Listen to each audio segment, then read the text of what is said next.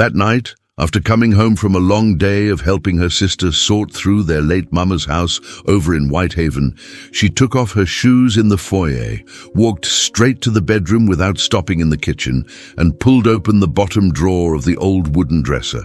Way at the back, behind two faded church hats she didn't wear anymore, there was a quilted bag her grandmother had stitched her almost 40 years ago. Inside the quilted bag, an old Maxwell House coffee can, label faded almost white from the years, lid that didn't quite click closed, but stayed in place with a piece of masking tape across it. She took the can out, sat on the edge of the bed, pulled the money out of her purse, $47 and change, 320s, the change from the gas she put in the car, plus the 10 her cousin had pushed into her hand at the house before she left. Almost $100 total. Honest money. From a heavy day, she opened the can. Inside, what was always inside, folded bills, stacked by denomination, and little scraps of brown paper torn off old grocery bags, all written by hand. On each scrap, a date and a word. Some scraps had simple words on them like hope, for Reggie, for me, patience, first Sunday of the month. There were so many of those scraps that if she'd ever sat down and counted them, she would have found there were 54 of them. 54 scraps in 22 years. 54 times she had put money in that can with the feeling of doing the right thing. She put the money in. She didn't write a scrap that night. It had been one of those days where her knees hurt before noon, where the air conditioner at her sister's house barely worked, where they had found old photographs of their mama that made them both cry standing in the kitchen. She closed the can, put it back inside the quilted bag, put the bag back at the back of the drawer behind the church hats. The drawer creaked when she pushed it shut. She lay down. The ceiling fan turned slow above her. The warm Memphis night pressed through the window screen. Loretta sat listening to the silence of the house, and she asked herself, for the first time in 22 years, a question she had never let herself ask before. Was there another place to put money besides that one? Was there a place where money grew instead of just sat still? Did those other women, the ones she saw sometimes with that kind of easy way of holding their purse, know something nobody had ever told her? And if they knew, was there a chance it was something for her too? Her name was Loretta. Loretta Mae Williams, 54 years old, retired school cafeteria worker after 31 years serving lunch at Magnolia Elementary School over in South Memphis. She lived in Orange Mound, in a rented duplex on the side of Park Avenue, 2 bedrooms, a small front porch with 2 rocking chairs, screen door that needed fixing, backyard with a pecan tree that gave more shade than nuts. She lived off her pension from the school district, a little over $1,400 a month, and from a small side thing she did, watching kids 3 afternoons a week for a young mama who worked at the FedEx hub. The duplex wasn't hers. It never had been. That was the whole story. When she married Walter at 23, he promised her one day they would buy a little house with her name and his name on the same deed, somewhere in Orange Mound or out by Whitehaven, didn't matter where. When he passed, 8 years before, of a stroke while sitting at the kitchen table doing the bills, he didn't leave her a house. He left her the kitchen table, the old Buick that needed work, and that quilted bag where Loretta already kept the Maxwell House can hidden in the dresser drawer. The bag had belonged to her grandmother before her. Her grandmother had stitched it herself before Loretta was even born. Inside the bag, at the bottom, there was a $50 bill her daddy had given her on the day she graduated high school, back in 1989. He had pressed it into her hand and said, "Baby, put this somewhere safe." So she did, and over the years, that little bag became a promise that one day she would have something bigger to put in there, alongside the $50 from her daddy. To honor that promise, she saved. She saved from her first paycheck at the school. She put $10 into the can when $10 still meant something at the gas station. She put 20s, 50s, hundreds at tax time. She lived through 4 presidents and a recession and a whole lot of late bills, always slipping a piece of what she earned into the Maxwell House can, into the quilted bag, into the bottom drawer. It was never a lot per month, but it was steady. 20 here, 30 there, 100 at Christmas. That went on for 22 solid years. She started hiding money that way out of pure fear of the bank. She didn't trust it. She had seen too much. She had seen her own mama lose her little savings in some kind of bank trouble when Loretta was a child.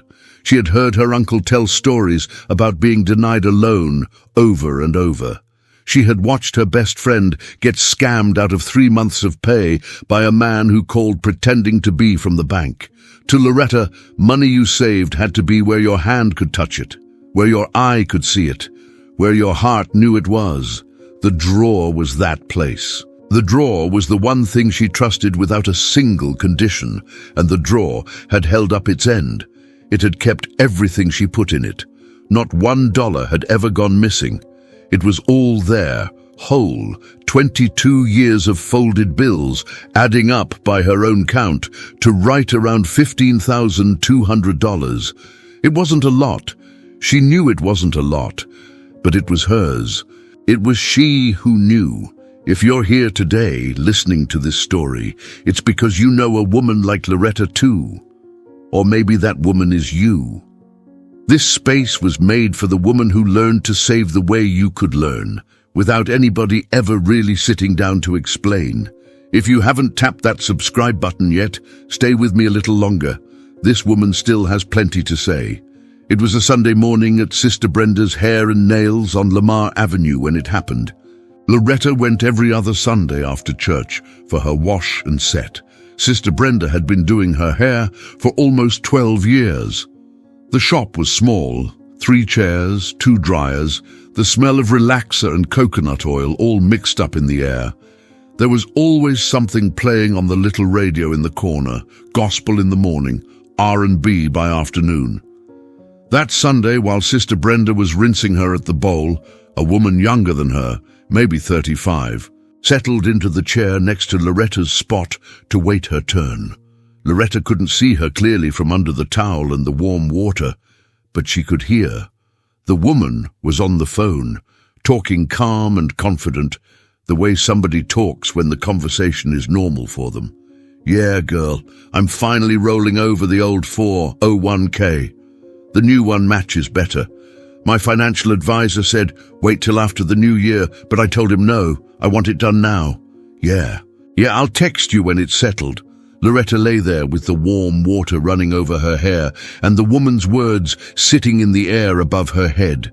She didn't know exactly what a 401k rollover was.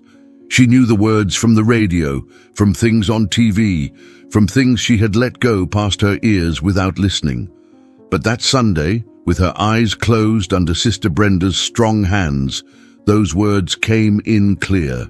The woman next to her was talking about money the way somebody talks about which church they go to, plain, settled, with ownership. When Sister Brenda sat her up and started combing her out, Loretta glanced over at the woman who was now on her phone scrolling something, younger than Loretta by maybe 20 years, hair fresh, nice purse on her lap, no rush in her face. Loretta looked back at the mirror. She didn't say anything to Sister Brenda. She just sat through the rest of the wash and sat without quite hearing what Sister Brenda was telling her about her grandbaby's school play. When she walked home from the shop that afternoon, the words rolling over the old 401k were walking with her on the sidewalk. The words climbed the front steps of the duplex with her. The words sat down on the couch with her. She went to the kitchen, turned the kettle on, leaned against the counter she had already wiped clean, and stayed there for no reason at all. The ceiling fan turned one way, then the other. The kettle started whistling, and she didn't take it off the burner right away. She let it whistle a little longer. When she finally poured the water for her tea, she forgot to put in the sugar. She drank it bitter.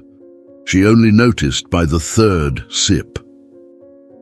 3 days later, On a Tuesday evening, Loretta took a glass of sweet tea out to her front porch the way she did most warm evenings.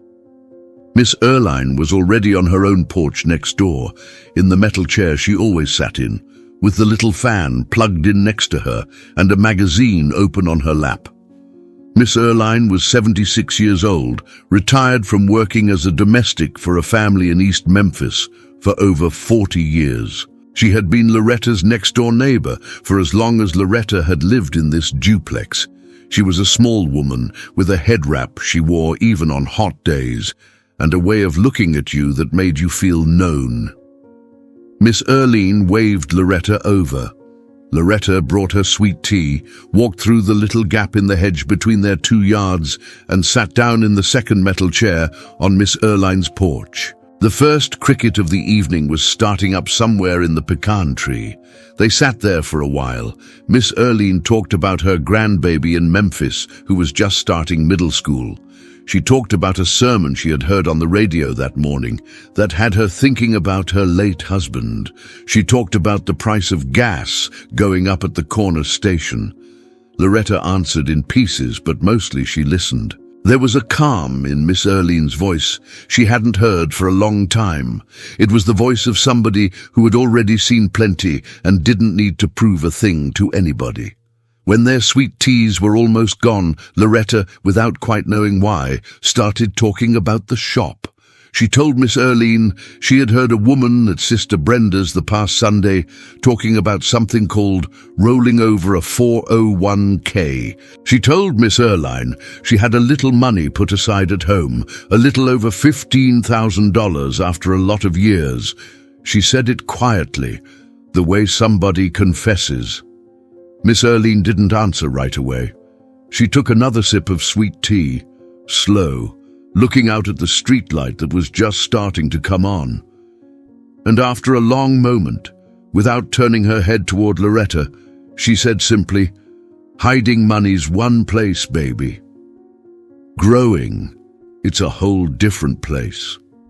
That was it. She didn't explain. She didn't say anything else about it. A neighbor walked by on the other side of the street and waved at them, and Miss Erline waved back, and the conversation moved on to who all was sick on the block and who all had passed away that month. Loretta finished her tea. They sat together until the streetlight was full on. Then Loretta said her good nights and walked back through the gap in the hedge, and she had the empty glass in one hand and the words in the other. And the words stayed. The words stayed in the walk back through the hedge. They stayed when she put the glass in the sink. They stayed when she locked the screen door behind her. And when she sat down on the edge of her bed and pulled off her stockings and felt the bare floor cool under her feet, she couldn't hear the crickets outside anymore. All she could hear was Miss Erline's voice, slow, calm, with no heaviness to it, growing, "It's a whole different place." She went to the kitchen, put the kettle on the stove again, leaned against the counter, and stayed there for no good reason. The ceiling fan turned one direction, then the other. The kettle started to whistle, and she let it whistle longer than she should have. When she finally poured the water for tea, she forgot the sugar again. She drank it bitter. She didn't even notice this time, until she had finished the cup. That night, she tried to get back to her routine. She washed the dishes, folded a stack of pillowcases, watched the late news, went to bed. But when she turned off the lamp and put her head on the pillow, that cold came back to her feet, the same one she had felt sitting on the edge of the bed earlier. It didn't make sense. The night was warm, the fan was turning, she was under the sheet. But her feet were freezing, and she couldn't fall asleep. She thought about the shop, about the younger woman, about Miss Erline, about the word grow that Miss Erline had used. Hiding, growing. There was something in that line she knew was true without yet understanding it.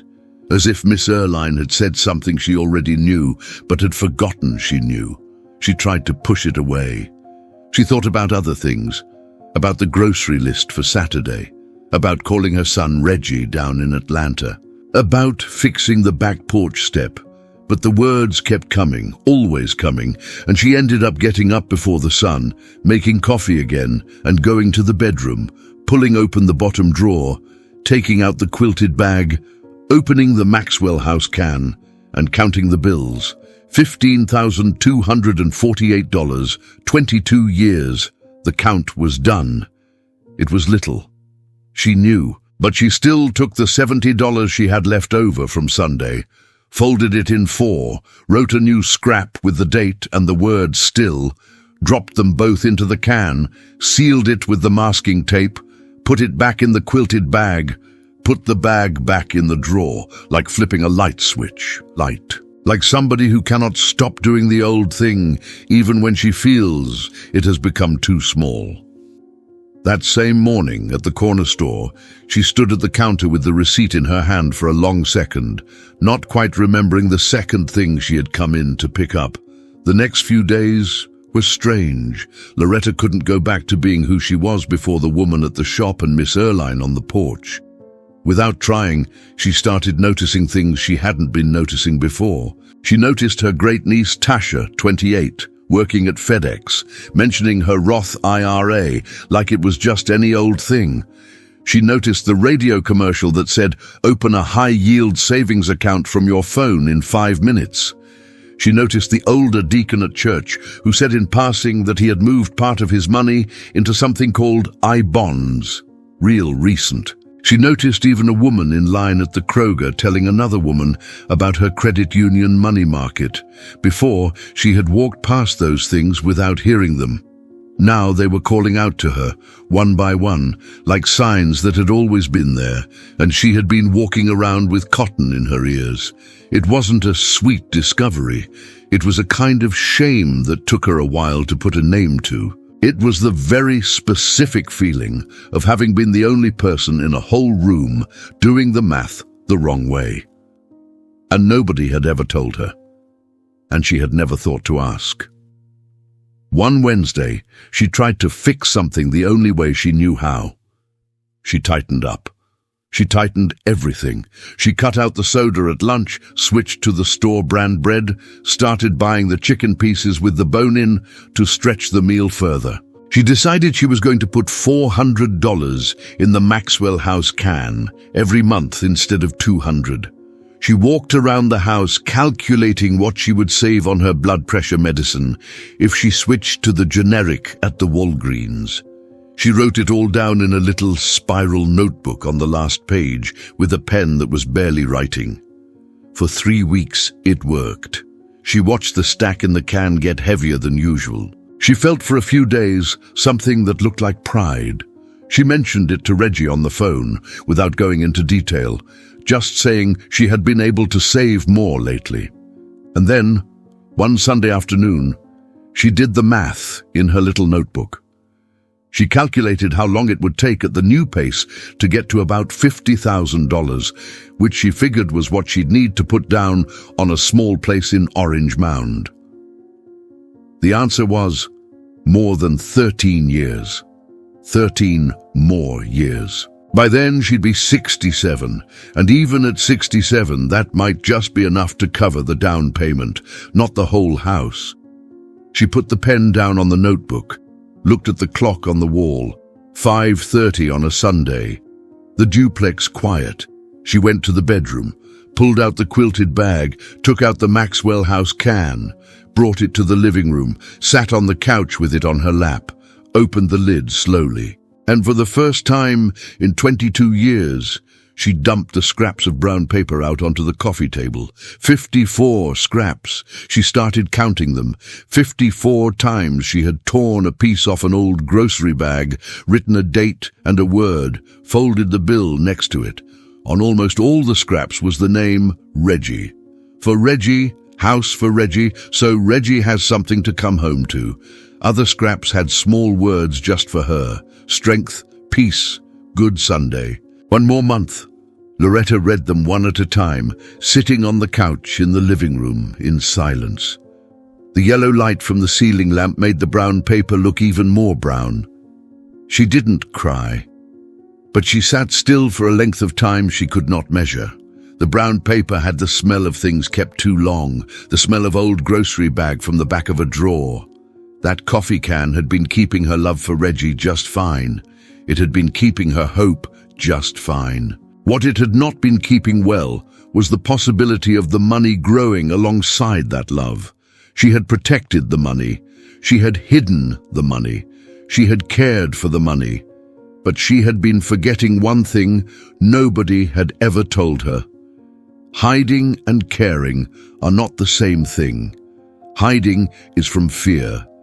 Caring is letting life do something with what you have. The light from the ceiling lamp dropped down until the coffee table sat in half shadow. Loretta spoke under her breath. For nobody. It isn't how much you save that changes your life. It's where you save and who taught you that place. She sat there until the sun went down for good. Then she gathered the scraps, folded them in date order, put them back in the can. But she didn't put the can back in the bottom drawer that night.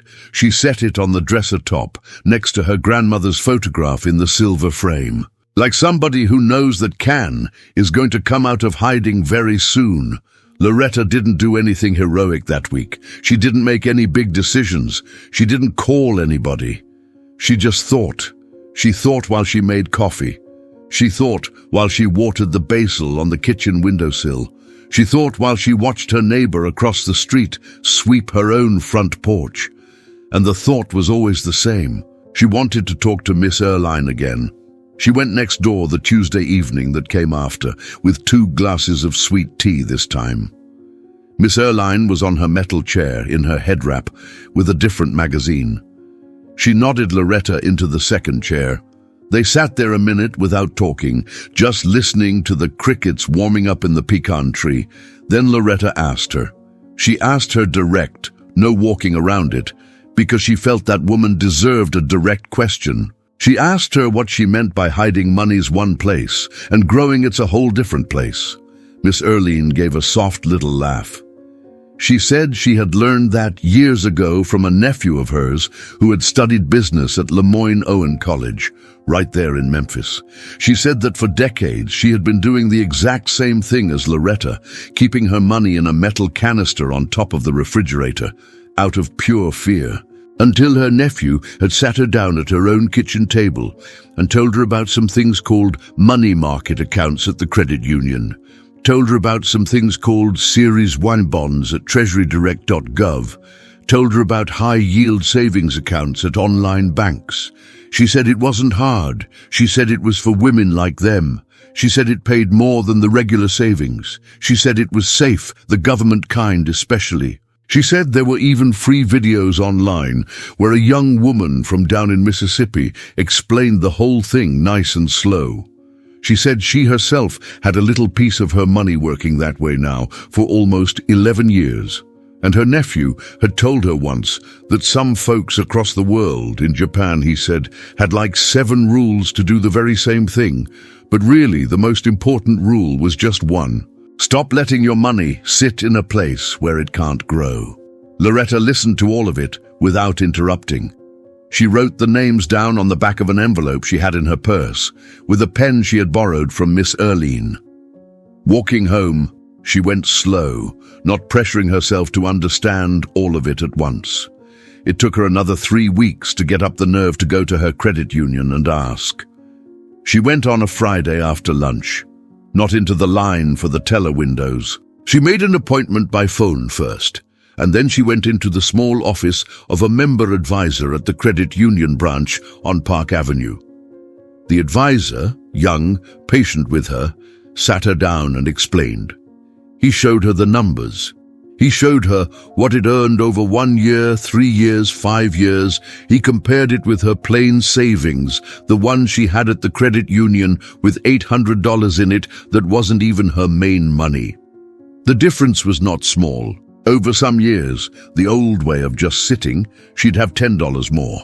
The new way, with a high-yield savings and some I-bonds, she'd have over $300 more, for the same money, for the same effort.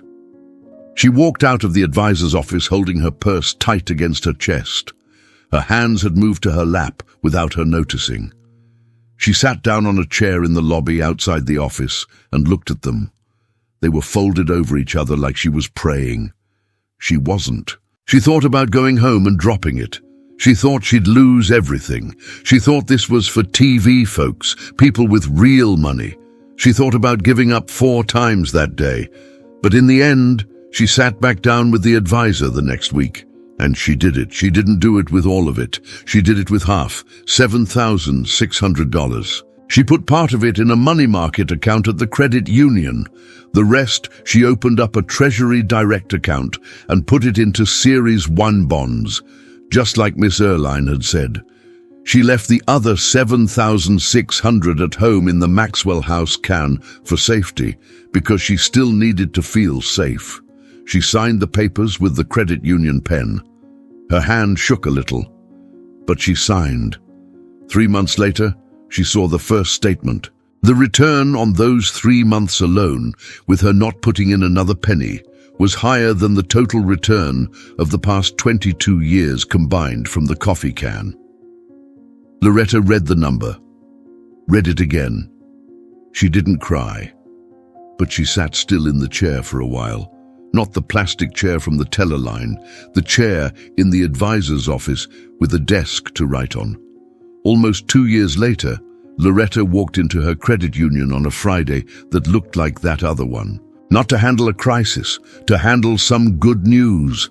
She had managed to put together enough between the returns, a small inheritance from an aunt down in Mississippi, and 2 more afternoons a week of watching that young mama's kids, to put down a real down payment on a little house in Orange Mound, 2 blocks up from the duplex. It wasn't big, it wasn't fancy, it was hers. And she had come to the credit union that day to pull the last amount from the money market and the I-bonds to complete the down payment. She was carrying a folder, not a fancy leather portfolio like the woman at Sister Brenda's had probably carried home that day. Just a plain manila folder she had bought at the Family Dollar for $1.25. But inside, there were papers, there were statements, there was the preliminary contract for the house, there were her I-bond confirmations. It was the first time she had walked into the credit union with a folder full of papers, instead of just a slip of thermal receipt or an envelope of cash. While she was waiting for her name to be called, she saw, on the other side of the lobby, a woman sitting in the row of plastic chairs by the teller line, a little younger than her, maybe 49, 50. Flowered dress, sandals that had seen a lot of summers, hair pulled back in a low bun, face tired in the way faces are tired after a long shift. The woman was sitting there with a thin slip of paper in her hand, the same kind of slip, thermal, thin, still warm. She was looking at it with the same face Loretta had made 22 years before, the first time she had decided to start hiding money in the coffee can because she didn't trust the bank. Loretta watched her for a moment. She thought about letting it go. She thought every woman has her own way, that nobody asks for advice, that maybe the other woman would feel embarrassed. But instead of that, she did something she had never done before. She got up from the advisor's chair, walked across the lobby, sat down in the plastic chair right next to the woman. She spoke soft. She asked her if they could talk a minute. The woman's name was Diane. She worked as a home health aide for older folks over by Hickory Hill. 50 years old, she had started keeping money in a tin in her kitchen cabinet about 10 years ago after her ex-husband had drained their joint account before he left. She had come to the credit union that day because a co-worker had mentioned that there were ways to make the money do something. She was scared to ask. She was sitting there trying to gather the courage. Loretta didn't give her advice out of a book. She didn't talk about rates or charts. She talked about Miss Erline. She talked about evenings on the porch. She talked about the words. She told her hiding money's one place, baby. Growing, it's a whole different place.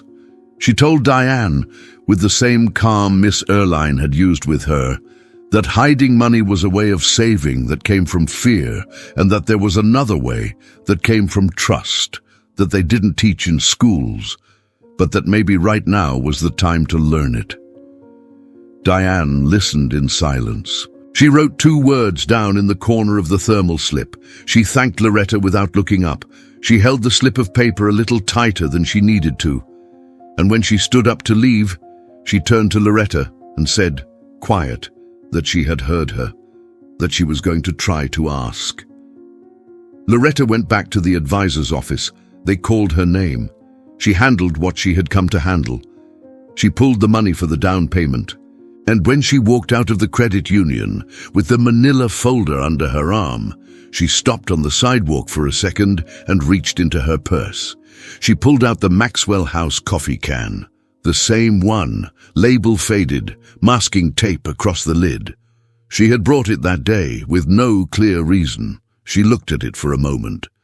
She had decided before leaving the duplex that morning that she was taking the can with her to the new house, but not to hide anything inside it anymore. When she moved into the little house 2 weeks later, Loretta washed the Maxwell House can with dish soap, dried it 3 days on the windowsill in the kitchen, and then put a little soil inside it and planted 3 basil seeds from a packet she had bought at the dollar store. The can that had been keeping her fear for 22 years became a small flower pot on the kitchen counter. The basil came up after a few weeks. It was the first thing Loretta saw every morning when she walked into her kitchen in her own home. That coffee can she had kept hidden at the back of a drawer for 22 years had finally found a place where something was growing inside it. Not the scraps of brown paper, not the folded bills, just small green leaves, alive, soft to touch. Leaves she could pick to put in a tomato sandwich whenever she wanted. Leaves that came back on their own every month. If you made it all the way here listening to this story, I want to ask you one thing. Comment down below, day 1, and tell me what you're going to do today just for you. It can be small. It can be moving money out of the old place. It can be calling a Miss Erline of your life. It can just be thinking about where you've been keeping what is yours. I want to read every comment that comes through. Every single one. No exceptions. And if this story made you think of some woman, send her this video. Your sister, your friend from work, your neighbor next door, the woman who has been saving money in the wrong place for years. Carefully, lovingly, without knowing there's another way. Send it to her. She'll understand why. If you haven't subscribed to this channel yet, stay with us a little longer. This is a space made for the woman who has lived, who is still living, who is tired of trying to do it all right by herself. Hit that little bell so you don't miss the next videos. And take care of yourself, baby. We'll see each other in the next story.